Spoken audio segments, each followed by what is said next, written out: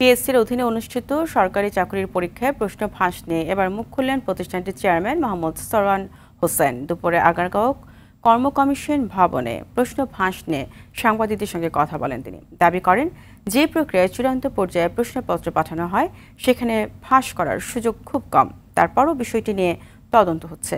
যদি কারো সম্পৃক্ততা পাওয়া যায় সর্বোচ্চ ব্যবস্থা নেওয়া হবে।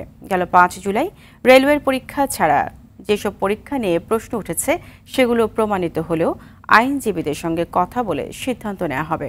দীর্ঘদিন পর বাতিলের বিষয়টি জটিল বলেও অকপটে স্বীকার করেন তিনি। তবে পিএসসি চেয়ারম্যান যখন সংবাদ সম্মেলন করছিলেন তখনও এসব পরীক্ষা বাতিলের দাবিতে পিএসসি ভবনের সামনে বিক্ষোভ করছিলেন ওইসব পরীক্ষায় অংশগ্রহণ করা চাকরি প্রার্থীরা। পরীক্ষা বাতিলের দাবিতে নিজেদের অনড় অবস্থান প্রকাশ করেন।